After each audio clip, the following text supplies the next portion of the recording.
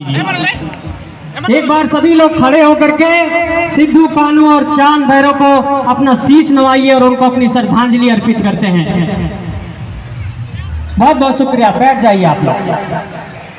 मेरे साथियों, मैंने आपको शीश नवाने के लिए इसलिए कहा कि झारखंड की धरती में जो ये हरियाली है, जो ये पहाड़ है, ये पत्थर है, ये जंगल है, ये पर्वत है, ये यूं ही आज तक इस तरीके से संरक्षित नहीं रहा है। ऐसे पुरखों ने लड़ाई लड़ी है, उसके बाद ये झारखंड बचा है। और झारखंड को अगर बचाने की, अगर झारखंड के लड़ाई के संदर्भ में बात करेंगे, झारखंड की माटी को किन लोगों ने बचाने की लड़ाई लड़ी, तो उस पर मैं सबसे पहले प्रकाश डालना चाहूंगा। 1783 के ईस्वी में तिलका मांझी ने इस धरती पर एक बहुत बड़ा आंदोलन किया और अंग्रेजों के दांत खट्टे कर दिए।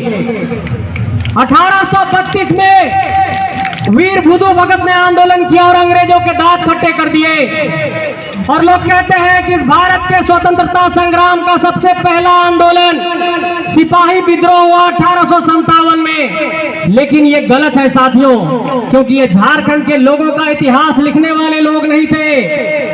और ये गवाही आज अडवारा के मैदान पर भी हम लोग दे रहे हैं, सिद्धू कानू चांद भैरव के तस्वीर के साथ, कि 1855 में जो क्रांति हुई संथाल परगना में और भोगनाडी की धरती पर, जिस तरीके से यहाँ पर सिद्धू कानू ने परचम लहराया और अंग्रेजों के दांत खट्टे कर दिए और लगभग 400 गांवों के 50,000 लोग एकजुट हुए थे, 20,000 लोगों ने बलिदान दिया था।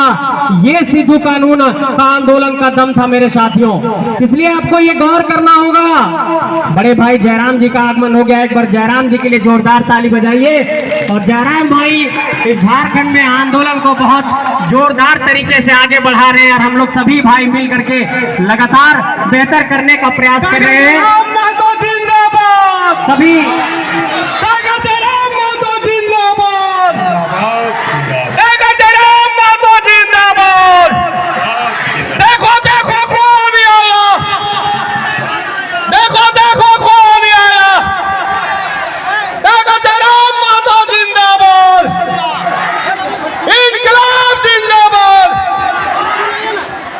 सभी बैठ जाइए। जयराम भाई भी बोलेंगे, सब भाई लोग बोलेंगे, सबको सुनना है। अब आ गए हैं तो बोलेंगे ही। तो आप सबका बहुत बहुत शुक्रिया। तो मैं ये कह रहा था मेरे साथियों, इन बातों को ध्यान से सुनिए कि 1855 में झारखंड में भोगनाडी की धरती पर सिद्धू कानू ने आंदोलन करके इस झारखंड की धरती को एक नया तरीके से बचाने का संकल्प किया था अंग्रेजों से।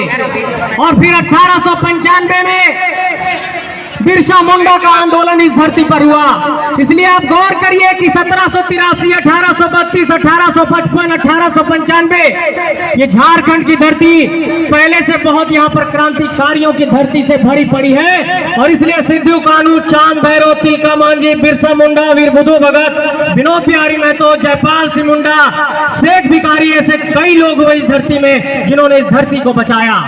और मेरे साथियों, जब 1912 में बिहार अलग हो गया बंगाल से, तो जब झारखंड बनाने की बात आती थी तो लोग कहते थे कि ये झारखंड हम लोग नहीं बनने देंगे। जबकि इस इलाके में हमेशा से ये मांग रही कि ये पठारी इलाका है, ये जंगल का इलाका है, मूलवासियों का इलाका है, आदिवासियों का इलाका है, ये झारखंड एक अलग राज्य बनना चाहिए। लेकिन 1912 से ये आवाज उठनी शुरू हुई और ये झारखंड अलग राज्य नहीं बना।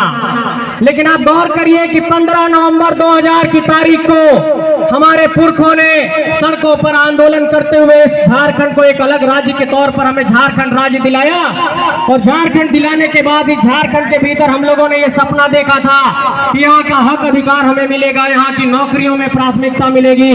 लेकिन मैं ये सवाल पूछना चाहता हूँ कि पिछले 23 सालों में क्या झारखंड के भीतर ये स्थानीयता जो परिभाषित करने की बात है, क्या ये स्थानीयता परिभाषित नहीं होनी चाहिए थी? वो कौन लोग हैं जो झारखंड में जब भी झारखंडियत की पहचान को परिभाषित करने की बात आती है तो झारखंडियत परिभाषित नहीं हो पाती है? मेरे साथियों, मैं ये कहना चाहता हूं कि आप लोगों को याद होगा 3 मार्च 1982 को जब बिहार की स्थानीय नीति परिभाषित हुई थी, उसमें स्पष्ट तौर पर यह लिखा गया था कि भूमि का जो दस्तावेज होगा वो स्थानीय का एक तरीके से परिभाषा तय करेगा। मैं ये सवाल पूछना चाहता हूँ कि अगर बड़ा भाई बिहार से हम लोग अलग होकर के अलग झारखंड बन गए और 3 मार्च 1982 को स्थानीय नीति ये परिभाषित हुई थी, तो बिहार पुनर्गठन अधिनियम 2000 की धारा 85 में ये साफ तौर पर लिखा हुआ है कि जो बिहार की स्थानीय नीति है उसे झारखंड भी अच्छा लागू कर सकता है। सिर्फ वहां पर एक तरीके से झारखंड शब्द का इस्तेमाल करता है, इस्तेमाल कर लेगा तो झारखंड की स्थानीय नीति परिभाषित हो जाएगी।